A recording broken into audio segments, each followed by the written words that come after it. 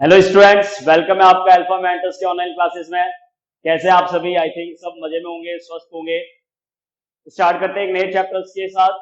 Chapter number 14 NCERT text book के अंदर statistics.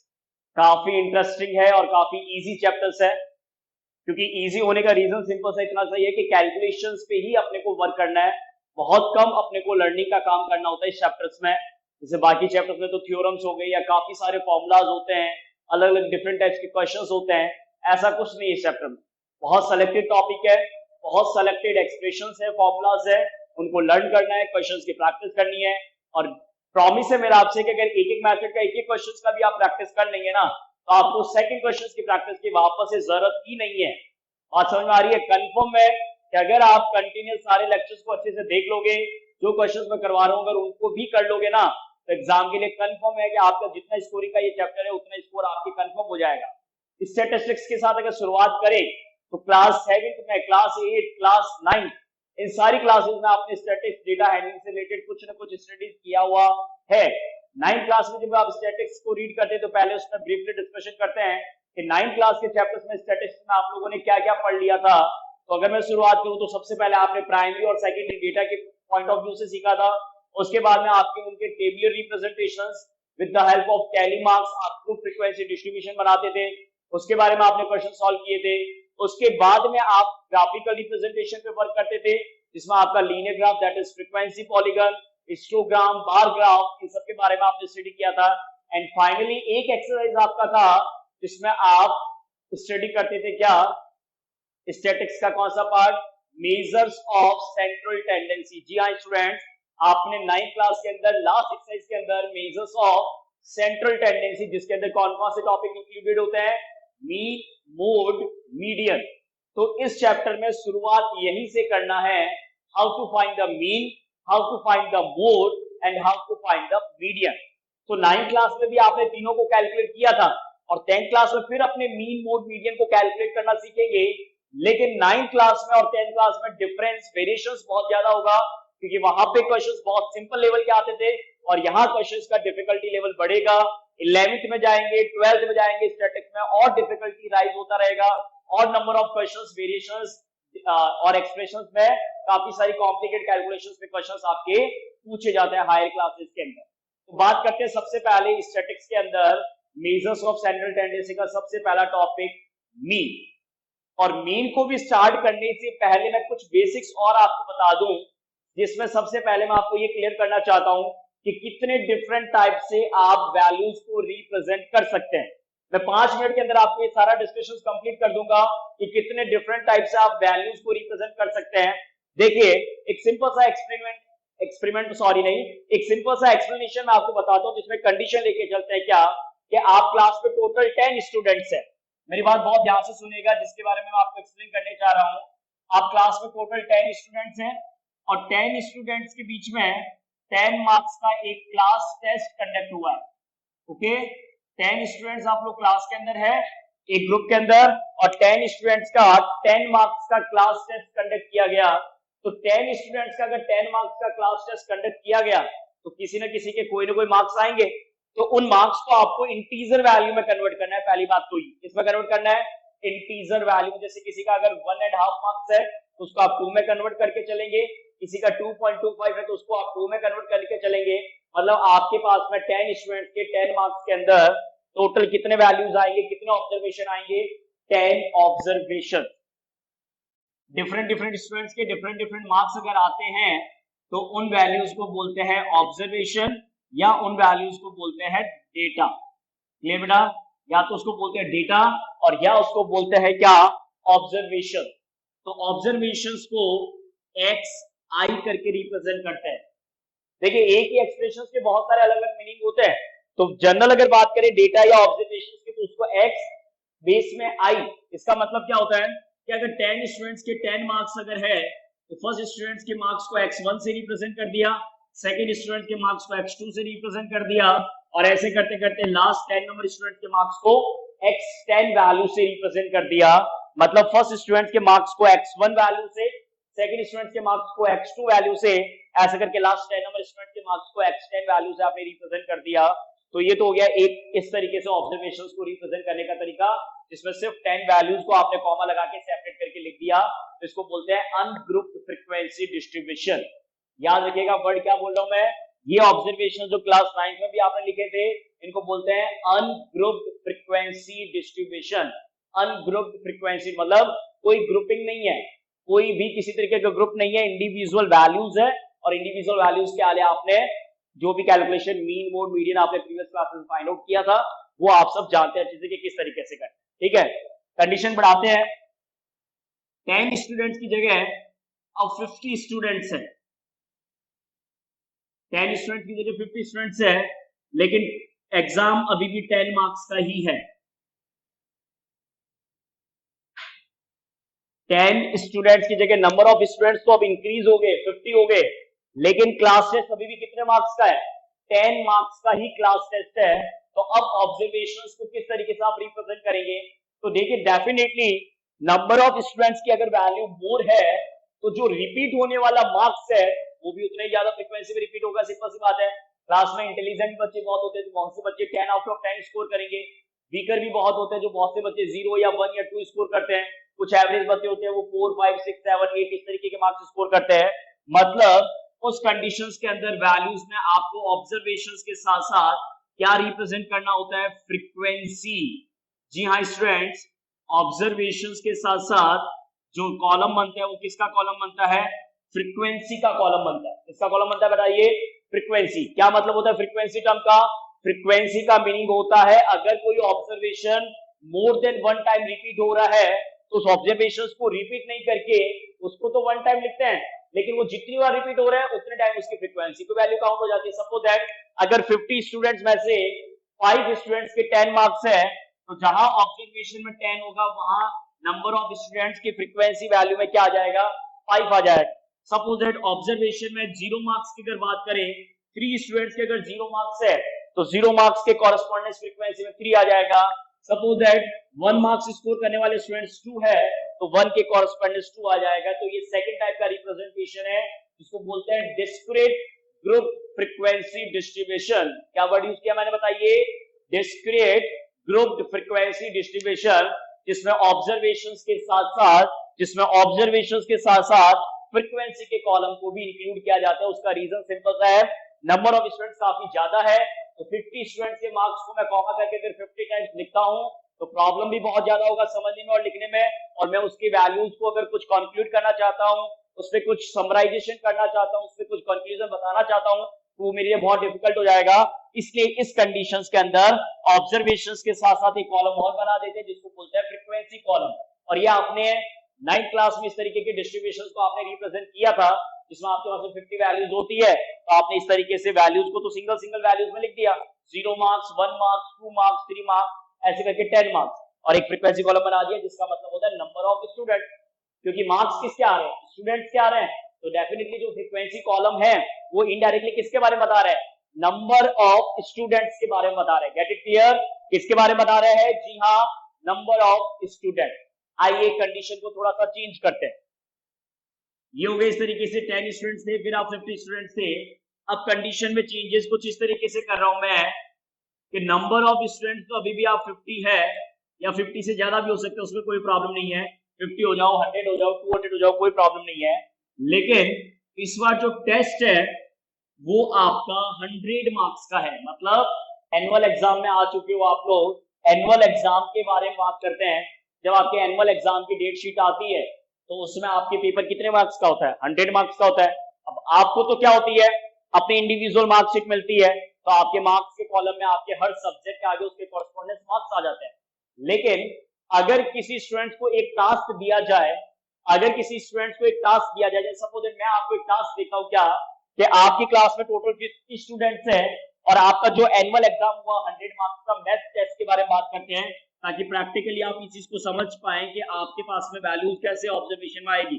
आपका 100 मार्क्स का मैथ का टेस्ट हुआ था एनुअल एग्जाम, आप नंबर ऑफ स्टूडेंट्स 50 है और मैं आपसे कहता हूं कि एक डिस्ट्रीब्यूशन टेबल बनाओ कि आप जिससे ये बता सके कि पर्टिकुलर कितने मार्क्स स्कोर करने वाले कितने स्टूडेंट्स हैं।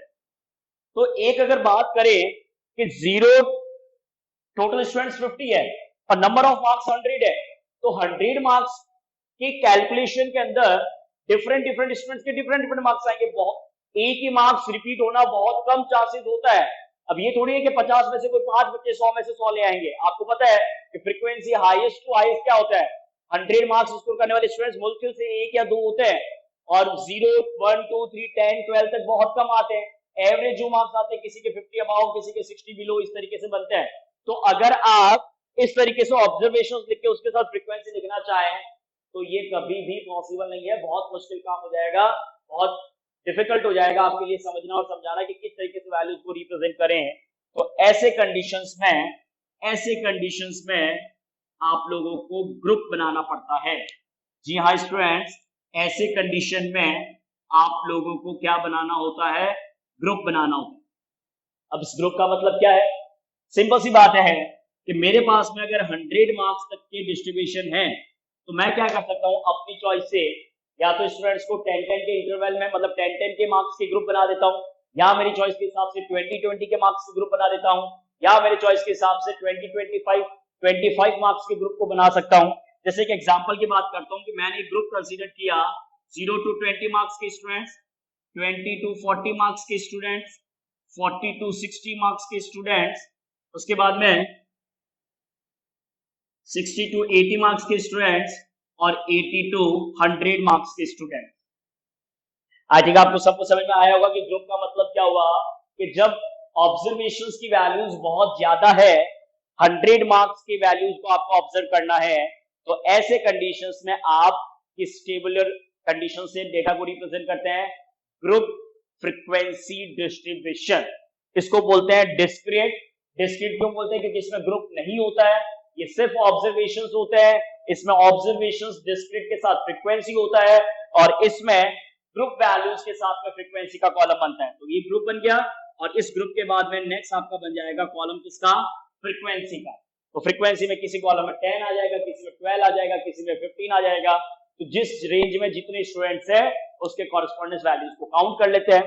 इसमें भी मैं आपको एक बात बताता हूं, इसमें भी दो टाइप के डिस्ट्रीब्यूशन बनते हैं, एक होता है कंटिन्यूअस और एक होता है डिसकंटिन्यूअस। मैंने दो टाइप्स के वर्ड यूज किए हैं, एक आपका कंटिन्यूअस होता है और एक आपका वर्ड होता है डिसकंटिन्यूअस। दोनों में बहुत माइनस है, डिफरेंस है, दोनों को मीनिंग समझ लेते हैं, दोनों का मतलब समझ लेते हैं कि क्या होता है। जो आपके कंटिन्यूअस टाइप के ऑब्जर्वेशंस होते हैं, तो कंटिन्यूअस का मतलब होता है जिसमें बीच में गैप नहीं होता, ब्रेक नहीं होता है। जैसे पहला इंटरवल 0 to 20 है, तो नेक्स्ट इंटरवल क्या है, 20 से ही स्टार्ट होके 40 तक जा रहा है, फिर 40 to 60 है, फिर 60 to 80 है, फिर 80 to 100 है। मतलब कहीं पे भी नेक्स्ट क्लास, नेक्स्ट ग्रुप से पहले वाले ग्रुप के अंदर अगर बात करें तो कहीं पे भी बीच में गैप नहीं है, कंटिन्यूएशन को रिप्रेजेंट कर रहा है, इसलिए इसको बोलते हैं कंटिन्यूअस ग्रुप डिस्ट्रीब्यूशन। तो डिसकंटिन्यूअस कहां पे होता है, जैसे एग्जांपल के तौर पे मैं आपसे बात करूं कि आप कोई ग्रुप बना रहे हो जिसमें आपने 1 से 20 को इंक्लूड किया, 21 से 40 को इंक्लूड किया, 41 से 60 को इंक्लूड किया, 61 से 80 को इंक्लूड किया और 81 से 100 को इंक्लूड किया। अब बताइए कि अब जो आप रिप्रेजेंटेशन करो, ये भी तो ग्रुप ही है, लेकिन ये ग्रुप किस टाइप का ग्रुप हो गया, इसको बोलते हैं डिसकंटिन्यूअस। क्या बोलते हैं, डिसकंटिन्यूअस। क्यों है ये डिसकंटिन्यूअस बताइए, क्योंकि यहाँ पे फर्स्ट ग्रुप इंटरवल के अंदर 20 है, तो नेक्स्ट स्टार्ट हो रहा है 21 से, फिर ये 40 पे एंड हुआ तो नेक्स्ट स्टार्ट हो रहा है 41 से। तो जब बीच में गैप आ जाता है तो उसको बोलते हैं डिसकंटिन्यूअस। क्या बोलते हैं स्टूडेंट, उसको डिसकंटिन्यूअस। तो ध्यान रखिएगा, दो टाइप के ग्रुप फ्रीक्वेंसी डिस्ट्रीब्यूशंस आपके सिलेबस में है, one is continuous and one is discontinuous. तो ये होता है किसी भी स्टैटिक्स में कुछ सीखने से पहले ये समझ में आना कि डिफरेंट टाइप्स के डेटा को रिप्रेजेंट करने का तरीका, उसको हैंडल करने का तरीका क्या होता है। इसीलिए छोटी क्लासेस में स्टैटिक्स नाम नहीं होता, चैप्टर का नेम होता है डेटा हैंडलिंग। उस डेटा हैंडलिंग का मतलब ही होता है कि अलग अलग कंडीशंस में डेटा को कैसे ऑब्जर्व करना होता है, ताकि आप बहुत अच्छे तरीके से उन डेटा को समझा सके, एक्सप्लेन कर सके। इसमें बहुत सिंपल तरीके से आप बता सकते हो कि 10 स्टूडेंट थे, उनके ये मार्क्स है। इसमें आप ये बता सकते हो कि स्टूडेंट्स तो 10 ही है, सॉरी स्टूडेंट्स तो 50 है, लेकिन 10 मार्क्स के टेस्ट है, तो पर्टिकुलर 0 स्कोर करने वाले क्लास में 3 स्टूडेंट्स है, 1 स्कोर करने वाले 2 स्टूडेंट्स है, ऐसे चलते चलते 10 स्कोर करने वाले स्टूडेंट 5 है। लेकिन यही जब डिफिकल्टी वैल्यूज में और बढ़ जाता है, नंबर ऑफ ऑब्जर्वेशंस को और इंक्रीज कर देते हैं, यहाँ पे 50 की जगह 100 स्टूडेंट्स हो सकते हैं, और यहाँ 10 मार्क्स की जगह डायरेक्टली टेस्ट कितने मार्क्स का हो गया, 100 मार्क्स। तो 100 मार्क्स के 50 स्टूडेंट्स को अलग अलग ऑब्जर्वेशन में बताना पॉसिबल नहीं होता, इसीलिए ऐसी कंडीशंस में ग्रुप का हेल्प लिया जाता है और डिस्ट्रीब्यूशन जो बनता है उसको बोलते हैं ग्रुप फ्रीक्वेंसी डिस्ट्रीब्यूशन। उसमें भी मैंने दो वर्ड यूज किए, continuous group frequency distribution and discontinuous group frequency distribution. ये तो हो गया आपके डेटा हैंडलिंग के अंदर अलग अलग टाइप्स के ग्रुप के रिप्रेजेंटेशंस के बारे में। अब जब आप इन ग्रुप्स को रिप्रेजेंट करते हैं, अलग अलग वैल्यूज को ऑब्जर्व करते हैं, तो आपको इनके कुछ बेसिक्स पैरामीटर्स को सीखना होता है, कुछ बेसिक्स वैल्यूज को सीखना होता है। देखिए स्टूडेंट्स, क्लास 10th के अंदर अगर स्टैटिक्स में वैल्यूज की बात करें तो बहुत सिंपल लेवल के क्वेश्चंस है और बहुत सिंपल लेवल पे ही आपको फॉर्मूलाज और कंडीशंस को यूज करना है। लेकिन ये जब हायर क्लास में जाते हैं तो डिफिकल्टी बहुत ज्यादा बढ़ जाता है। जैसे अगर आपको डिफाइन करना हो तो आपकी कुछ स्पेशल कैरेक्टरिस्टिक्स के बिहाफ पे ही आपको डिफाइन किया जा सकता है। अब सारी कैरेक्टरिस्टिक तो एक बार में एक क्लास में डिस्कस हो नहीं सकती, तो क्लास 10th के अंदर स्टैटिक्स के अंदर जिस टाइप के आप डिस्ट्रीब्यूशन करते हो उसमें आपके 3 टाइप के वैल्यूज आपको कैलकुलेट करने हैं।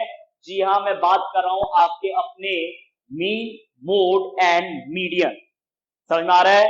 टॉपिक स्टार्ट करने वाले हैं mean, mode, median. One by one एक एक को डिस्कस करेंगे। पहले मीन से स्टार्ट करेंगे, फिर मोड पे जाएंगे, फिर मीडियन पे जाएंगे और एट लास्ट आप सीखेंगे ग्राफिकल रिप्रेजेंटेशन। क्लियर है? तो मीन से स्टार्ट करते हैं कि किस तरीके से मीन वर्क करता है, कैसे उसको रिप्रेजेंट करते हैं, क्या क्या उसके फॉर्मूलाज है, इन सब के बारे में अपने को डिस्कस करना है। तो स्टार्ट करते हैं सबसे पहले मीन से। मीन और एवरेज बात कर रहे हैं किसके बारे में? मीन और एवरेज। तो एवरेज का मतलब सबको वैसे पता होता है कि एवरेज तो आप बहुत बार निकालते ही हैं। आप अपने एग्जाम में मार्क्स आते हैं उसका एवरेज निकालते हो कि कितने परसेंटेज बने। आप बहुत सारी कंडीशंस ऐसी होती है जहां पे एवरेज पे काम करते हो कि एवरेज क्या है। तो एवरेज को ही आपको मीन, एवरेज को ही आप मीन बोलते हैं, जिसका सिंपल सा मतलब होता है कि जिन वैल्यूज का एवरेज निकालना है उन सबका सम करके जितने वैल्यूज है उनसे डिवाइड कर दो। तो एवरेज या मीन का जो 9th क्लास का फॉर्मूला होता था, तो सिंपल सा एक ही एक्सप्रेशन आप बोलते थे, sum of all observation. 9th class के अंदर जो टर्म्स आप यूज करते थे that is sum of all observation upon total number of observations. Sum of all observations upon total number of observations. जैसे सपोज दैट आपके पास में 10 वैल्यूज है और आप उनका मीन कैलकुलेट करना चाहते हैं, उनका एवरेज कैलकुलेट करना चाहते हैं, तो क्या प्रोसीजर रखना है? उन सबका सम करके टोटल नंबर से डिवाइड कर दो, so you will get the value of the mean. ये तो हो गया सिंपल उस कंडीशन में जब डिस्क्रीट वैल्यूज होते हैं।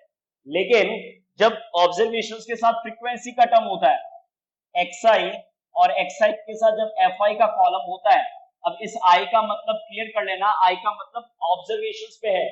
i अगर 1 है मतलब फर्स्ट वैल्यू के बारे में बात कर रहे हैं, i2 मतलब सेकंड वैल्यू, ऐसे करके जितने ऑब्जर्वेशंस है उसके अकॉर्डिंग i1 2 3 4 5 ऐसे करके चेंज होता रहता है।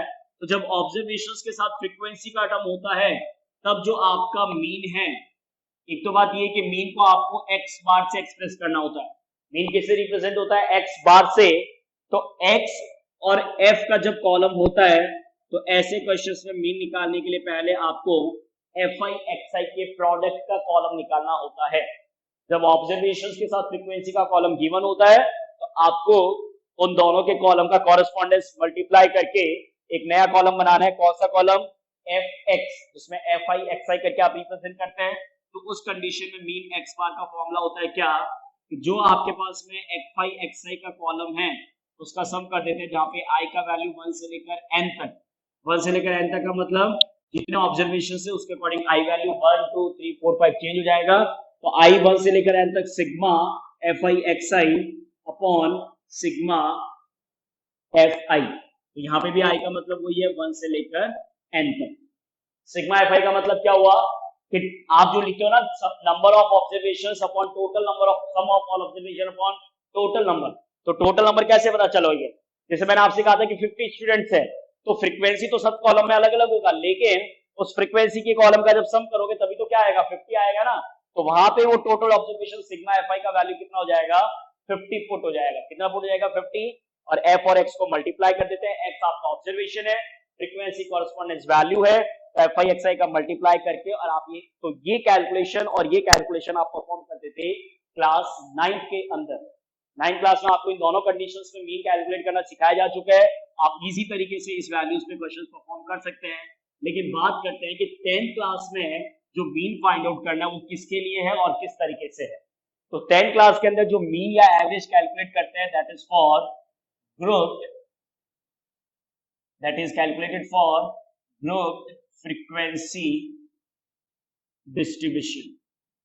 जैसे मैंने आपको अभी बताया था थोड़ी देर पहले कि डिफरेंट टाइप्स के डिस्ट्रीब्यूशंस कौन कौन से होते हैं, तो उन डिफरेंट टाइप्स के डिस्ट्रीब्यूशंस में अगर बात करें ग्रुप फ्रीक्वेंसी डिस्ट्रीब्यूशंस की, तो ग्रुप फ्रीक्वेंसी डिस्ट्रीब्यूशंस के थ्रू आपको मीन कैलकुलेट करना है, और ये अपने क्लास 10th का पार्ट है कि ग्रुप फ्रीक्वेंसी डिस्ट्रीब्यूशन से मीन कैसे कैलकुलेट करते हैं। तो जब बात आती है ग्रुप की, तो ग्रुप के अंदर दोनों टाइप्स के ग्रुप्स आपके क्वेश्चंस में एग्जाम में हो सकते हैं, कंटिन्यूअस भी हो सकता है, डिसकंटिन्यूअस भी हो सकता है। पहला पॉइंट, गिवन क्वेश्चंस में ग्रुप आपका कंटिन्यूअस भी हो सकता है, डिसकंटिन्यूअस भी हो सकता है। मीन के क्वेश्चंस के अंदर चाहे कंटिन्यूअस है और चाहे डिसकंटिन्यूअस है, आपको कुछ भी उसमें चेंज नहीं करना। मेक इट क्लियर, पॉइंट अच्छे से नोट कर लेना कि मीन कैलकुलेट करने के लिए चाहे आपका ग्रुप डिस्ट्रीब्यूशन कंटिन्यूअस है और चाहे डिसकंटिन्यूअस है, उसमें कोई भी चेंज करने की जरूरत नहीं है। उसके बाद में ग्रुप फ्रीक्वेंसी डिस्ट्रीब्यूशन के अगर आगे कंटिन्यू बात करें, तो आपके सिलेबस में 3 मेथड है कैलकुलेशन परफॉर्म करने के, जिसमें सबसे पहला मेथड होता है डायरेक्ट मेथड। सबसे पहले मेथड का एक्सप्रेशन लिखने का बोलने का तरीका होता है डायरेक्ट मेथड। अब ये डायरेक्ट है तो बिल्कुल ये किस तरीके से परफॉर्म होगा, कैसे परफॉर्म होगा, मैं आपको बताऊंगा कि किस तरीके से काम करना है। साइड में एक एग्जांपल ले लेता हूं छोटा सा। सपोज दैट आप इस तरीके से क्वेश्चंस बाद में अपने परफॉर्म करेंगे, अभी सिर्फ आपको एक्सप्लेन करने के लिए मैं बताना चाह रहा हूं कि सपोज दैट इस टाइप के कोई भी आपका ग्रुप बन गया, ये आपका ग्रुप क्वेश्चन में दे रखा होगा। अब जरूरी नहीं कि 0 to 10 से स्टार्ट हो, ये कहीं से भी स्टार्ट हो सकता है, कहीं पे भी एंड हो सकता है, अलग अलग तरीके से चलता है, ठीक है। ग्रुप होगा और ग्रुप के साथ साथ जो भी वैल्यूज होगा तो उस वैल्यूज को आप रिप्रेजेंट करते हैं किसी फ्रीक्वेंसी से, और फ्रीक्वेंसी का सिंबल क्या होता है, एफ होता है। फ्रीक्वेंसी का एक्सप्रेशन सिंबल क्या होता है, एफ होता है। तो इस टाइप के कुछ ग्रुप्स मिल जाएंगे और हर ग्रुप के कॉरेस्पॉन्डेंट जो आपको न्यूमेरिकल वैल्यू मिलेगा that is the frequency. Frequency का मतलब काउंटिंग होता है। तो सबसे पहली बात क्लियर कर लीजिएगा कि किसी भी क्लास इंटरवल के फ्रीक्वेंसी वैल्यू में एक्सप्रेशन नेगेटिव नहीं हो सकता, डेसिमल नहीं हो सकता। ये बात बहुत अच्छे से क्लियर कर लेना कि फ्रीक्वेंसी का वैल्यू ना तो नेगेटिव होता है ना डेसिमल होता है, हमेशा एक इंटीजर वैल्यू ही होगा। फ्रीक्वेंसी का वैल्यू हमेशा एक इंटीजर होगा, क्योंकि अगर आप किसी ग्रुप के आगे कुछ नंबर को काउंट करना चाहते हो तो इंटीजर तो होना चाहिए ना। इंटीजर में भी सिर्फ कौन सा इंटीजर में होता है, नॉन नेगेटिव इंटीजर। क्या होता है, नॉन नेगेटिव। जी हाँ, नेगेटिव नहीं हो सकता, जीरो हो सकता है। अब सब उधर कोई है ही नहीं 40 to 50 में, तो मैं जीरो लिख दूंगा, लेकिन नेगेटिव थोड़ी लिखूंगा, नेगेटिव कभी नहीं होता। क्लियर है। तो इस तरीके से आपको क्वेश्चन में ग्रुप मिल जाएगा, फ्रीक्वेंसी मिल जाएगा, चाहे कंटिन्यूअस हो चाहे डिसकंटिन्यूअस हो, कोई प्रॉब्लम नहीं है। डायरेक्ट मेथड के अंदर सबसे पहले आपको क्या करना होता है, तो सबसे पहले आपको कॉलम बनाना होता है क्लास मार्क। स्टेप्स कैसे परफॉर्म करते हैं वो मैं आपको बताता हूं। अब देखिए, जब आप क्लास मार्क का कॉलम बनाते हैं तो क्लास मार्क के कॉलम एक्सप्रेशन को आप बोलते हैं एक्स आई। क्लास मार्क जो आप कॉलम बोल रहे हैं, जो आप कॉलम कंसिडर करेंगे क्लास मार्क, उसका एक्सप्रेशन क्या होता है, एक्स आई। नॉर्मली ऑब्जर्वेशन को एक्स आई करके लिखते हैं, लेकिन ग्रुप फ्रीक्वेंसी डिस्ट्रीब्यूशन के अंदर जहां पे भी एक्स आई लिखूंगा मतलब वो रिप्रेजेंट हो रहा है क्लास मार्क का कॉलम। अब देखिए, जब आप किसी क्लास को बनाते हैं तो नॉर्मल क्लास नहीं, जिस क्लास में पढ़ते हैं, क्लास बनाने का मतलब जिस इंटरवल के थ्रू आप रिप्रेजेंट करते हैं, तो हर क्लास के अंदर, हर ग्रुप क्लास के अंदर दो टाइप्स के वैल्यूज होते हैं। एक क्लास में स्टार्ट में, एक क्लास में एंड में। जो स्टार्टिंग वैल्यू होती है इसको बोलते हैं लोअर लिमिट। जो स्टार्टिंग वैल्यू होता है उसको बोलते हैं लोअर लिमिट, और जो लास्ट वैल्यू होता है उसको बोलते हैं, लास्ट मतलब हर क्लास के लास्ट वैल्यू की बात कर रहा हूं।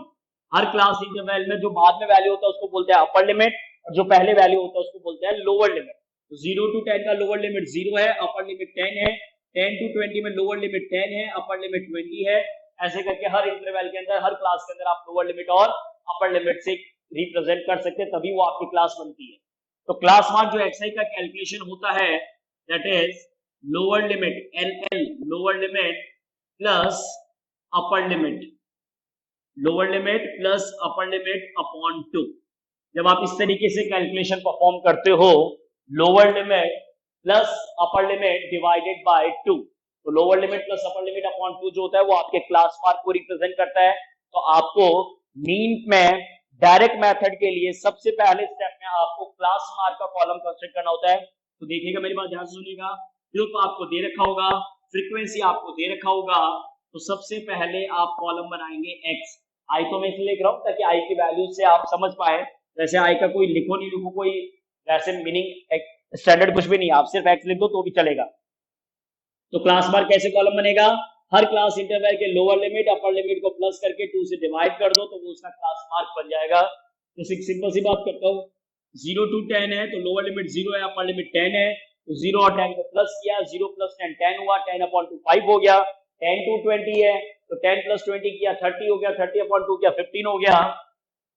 एक इंपॉर्टेंट बात और कि जब भी आप किसी क्लास इंटरवल मतलब क्लास को रिप्रेजेंट करते हैं तो क्लास को रिप्रेजेंट करते समय एक वर्ड यूज होता है that is the class interval. वैसे इस पे आगे और डिटेल में बात करेंगे लेकिन अभी फिलहाल एक पॉइंट क्लियर कर देता हूं, क्लास इंटरवल।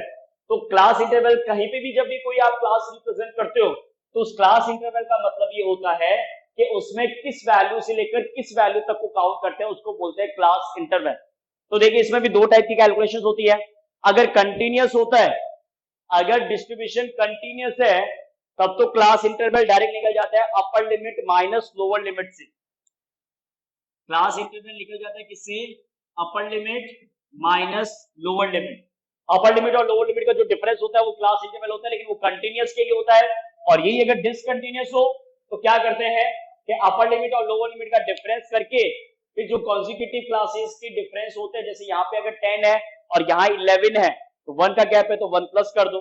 यहाँ अगर 10 है, वैसे मोस्ट प्रोबेबली 99% तो क्या कहूँ 100% कह सकता हूँ क्या कि अगर आपके पास में डिसकंटिन्यूअस है तो जो भी क्वेश्चन पेपर में आता है उसमें कॉन्जिक्यूटिव क्लासेस के अपर और लोअर लिमिट का कॉन्जिक्यूटिव समझ में आता है। कॉन्जिक्यूटिव मतलब कंटिन्यूअस जो होते हैं, फर्स्ट के बाद सेकंड, सेकंड के बाद थर्ड, थर्ड के बाद फोर्थ। तो कॉन्जिक्यूटिव क्लास इंटरवल्स के अपर लिमिट और लोअर लिमिट का डिफरेंस हमेशा 1 ही होता है। तो उस कंडीशन में upper limit minus lower limit plus 1 करके आप क्लास इंटरवल को कैलकुलेट कर सकते हैं। तो अगर यहाँ पे क्लास इंटरवल की बात करें तो कंटिन्यूअस है सब क्लासेस, कंटिन्यूअस के बाद अगर क्लास इंटरवल की बात करें तो दोनों का डिफरेंस 10 है, यहाँ पे भी 10 है, यहाँ पे भी 10 है, यहाँ पे भी 10 है, यहाँ पे भी 10 है। अगर कंटिन्यूअस है क्लास इंटरवल सबका सेम है तो जब आप क्लास मार्क कैलकुलेट करते हो, जी हाँ, जब आप क्लास मार्क कैलकुलेट करते हो तो क्लास मार्क के वैल्यूज में भी उतने का ही डिफरेंस आएगा। अगर इस क्लास के लिए बात करोगे तो 5 आएगा, यहाँ बात करोगे तो 15 आएगा, यहाँ बात करोगे तो 25 आएगा, यहाँ पे 35 और यहाँ पे 45। मेरे को बार बार ये lower limit plus upper limit upon 2 करके टाइम पास करने की जरूरत नहीं है। एक बार अगर क्लियर हो गया कि 10-10 का डिफरेंस है तो क्लास मार्क के अंदर भी 10-10 के डिफरेंस से ही कैलकुलेशन बनता है। तो इस डायरेक्ट मेथड में सिर्फ आपको एक क्लास मार्क का कॉलम बनाना है और उसके बाद में जो आपका मीन का फॉर्मूला एक्सप्रेशन यूज होता है x bar is equal to that is sigma, इसको बोलते हैं सिग्मा या समेशन। इस तरीके से बनता है, ये सिंबल देख लीजिएगा बेटा, इस तरीके से आपका आता है, थोड़ा बहुत ऊपर नीचे हो जाता है कई बार, तो इसको बोलते हैं सिग्मा या समेशन। तो sigma F I X I upon sigma F I, क्या बार बार मेरे को कहना नहीं पड़े, I is equal to 1 to n, 1 से लेकर n तक, मतलब जैसे first value f1 f2 f3 f4 f5 x1 x2 x3 x4 x5। तो f और x का जो कॉलम आता है उसका प्रोडक्ट कर देना, f और x के कॉलम का प्रोडक्ट करके जो वैल्यूज आएगा उसका सम करना है और उसके सम में fi के सम से डिवाइड करना है। fi का मतलब भी 1 से लेकर n तक जितने ऑब्जर्वेशंस है उन सबके फ्रीक्वेंसीज के सम से डिवाइड कर दोगे तो आपका मीन हो जाएगा। उसको बोलते हैं डायरेक्ट मेथड। कहां पे एग्जाम के अंदर डायरेक्ट मेथड को प्रायोरिटी देना है, अगर क्वेश्चंस नहीं दे रहा और आपको खुद को एक एप्रोप्रिएट मेथड यूज करना हो, कौन सा method, appropriate method.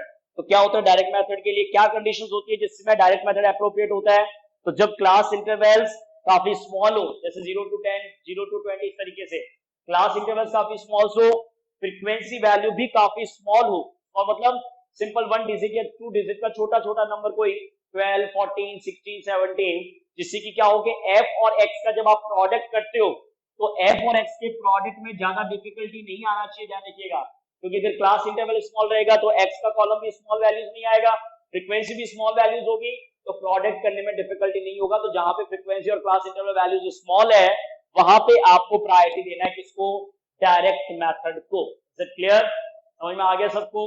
Direct method है बहुत सिंपल, लेकिन ये सिंपल तभी हो सकता है जब कैलकुलेशंस में प्रोडक्ट डिफिकल्टी नहीं हो। अब फ्रीक्वेंसीज वैल्यू सपोज दैट 27 है, 35 है, 89 है, 94 है, अगर फ्रीक्वेंसीज वैल्यूज काफी हाई है, ये इंटरवल है 0 to 100, 100 to 20, 20 to 100 to 300, 300 to 400, तो क्लास मार्क का भी कॉलम काफी हाई होगा, तो उस क्लास मार्क के कॉलम को फ्रीक्वेंसी से मल्टीप्लाई करने में डिफिकल्टी बहुत ज्यादा होगा। तो जब प्रोडक्ट डिफिकल्टी होता है तब आप मेथड को चेंज कर देते हैं और एक नया मेथड आपके सामने आ जाता है। उस नए मेथड में कैसे वर्क होता है, उसका क्या फॉर्मूला एक्सप्रेशन होता है, बताता हूं मैं आपके सामने।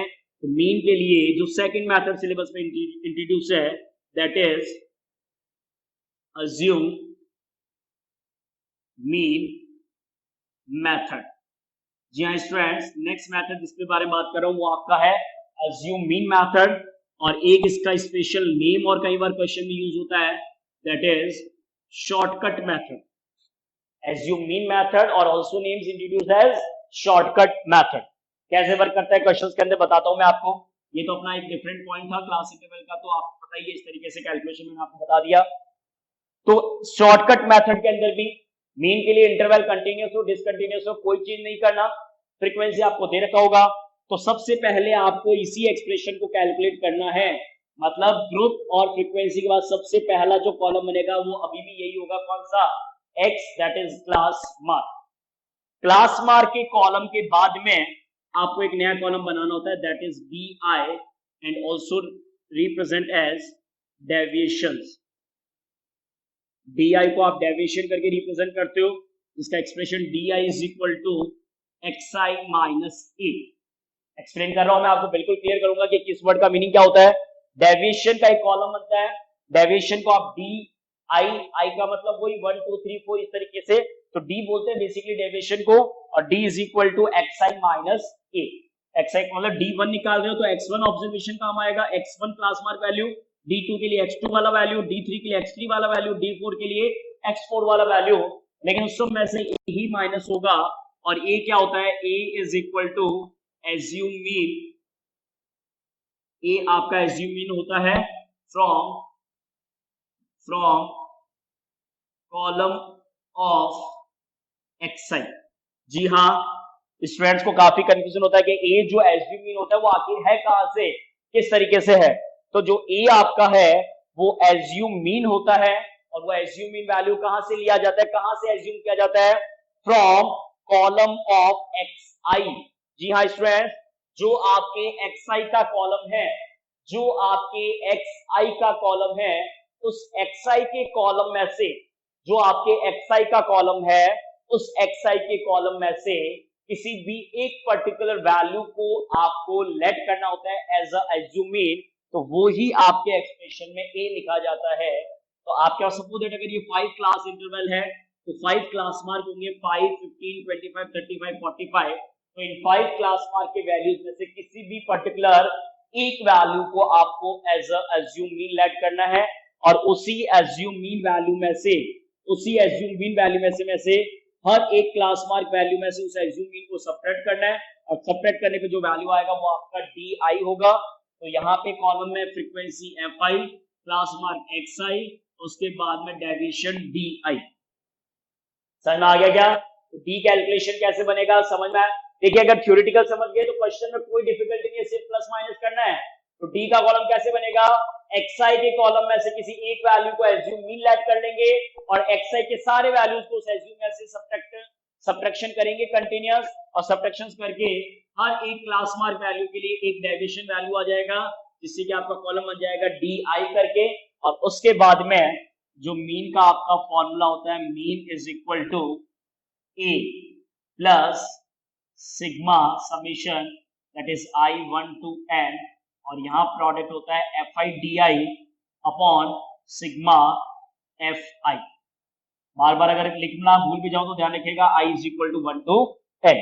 कैसे निकालते हैं मीन का वैल्यू, a प्लस मतलब न्यूमरेटर में नहीं है, ये इस तरीके से है, क्लियर कर दूं मैं आपको, कई बच्चे समझते गलत है।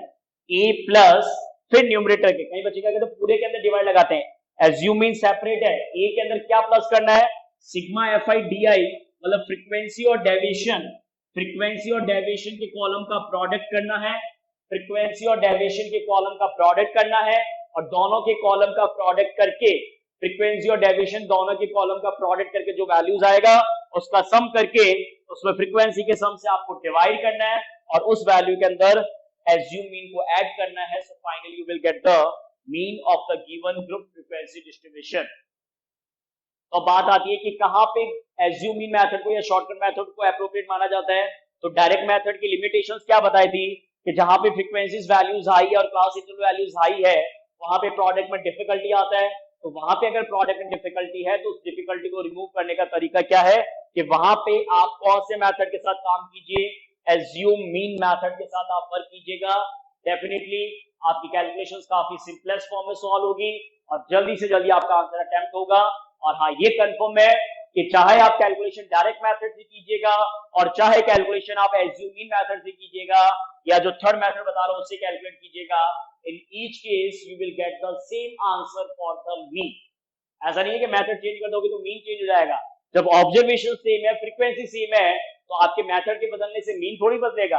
हाँ, कैलकुलेशंस में कुछ वेरिएशंस लाओगे, अगर आप टैलेंटेड हो कि आप कुछ अलग करके दिखा सकते हो तो बहुत अच्छी बात है, वो तो आपका अपना टैलेंट है, वो हर बच्चे में होता है।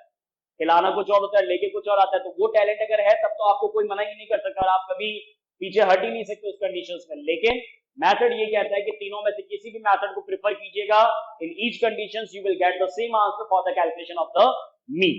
क्लियर हो गया एज्यूमिंग मेथड और शॉर्टकट मेथड। अब बात आती है सर फिर जब ये मेथड आ गया तो फिर तीसरे मेथड की क्या जरूरत है। तो तीसरा मेथड इसी का ही एक स्टेप एडवांस्ड है, वहां पे कैलकुलेशन और ज्यादा स्मॉल हो जाता है प्रोडक्ट के अंदर।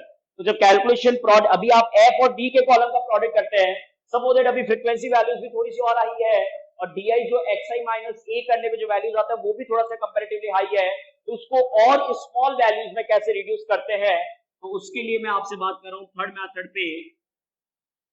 उसके लिए मैं आपसे बात कर रहा हूं थर्ड मेथड पे, और वो कैसे कैलकुलेट होगा, किस तरीके से होगा देखिएगा। थर्ड नंबर पे जो मेथड है, जो थर्ड नंबर पे मेथड है उसका नेम है step deviation method. Okay students, third number पे जो मेथड जिसको डिस्कस करना है वो आपका क्या है, स्टेप डेविएशन मेथड। तो सबसे पहले कंटिन्यूस डिसकंटिन्यूस कुछ भी हो कोई प्रॉब्लम नहीं है, सबसे पहले आप जाएंगे क्लास मार्क फटाफट से। ये तो फॉर्मूला वहां लिखना नहीं होता पेपर में, वहां पे तो सिर्फ वहां पे कॉलम बनाना होता है एक्स का, upper limit plus lower limit upon 2। Class interval same है, बहुत इजी है क्लास मार्क का कॉलम बनाना। हाँ थोड़ा सा डिफिकल्ट है, ठीक है, थोड़ा सा टाइम लग सकता है, कोई प्रॉब्लम नहीं है। क्लास मार्क का कॉलम बन गया, क्लास मार्क के कॉलम के बाद में ये ही कॉलम वापस से रिपीट करना है।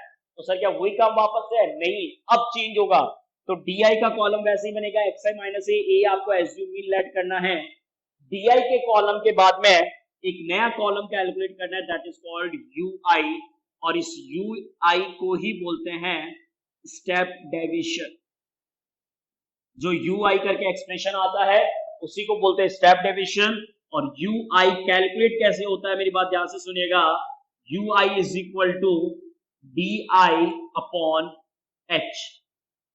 जी हाँ स्टूडेंट्स, मैंने क्या लिखा है ध्यान से देख लीजिएगा, ui is equal to D upon H. अब आप सोच रहे हैं कि h क्या है, h is equal to class interval. h आपका क्या वैल्यू है, क्लास इंटरवल।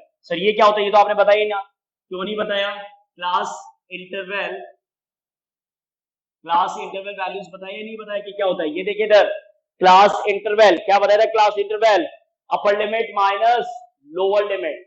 किसी भी ग्रुप डिस्ट्रीब्यूशन के अंदर क्लास इंटरवल कैलकुलेट कैसे करते हैं, अपर लिमिट और लोअर लिमिट का जो डिफरेंस होता है वो क्लास इंटरवल होता है, उसको h से रिप्रेजेंट करते हैं।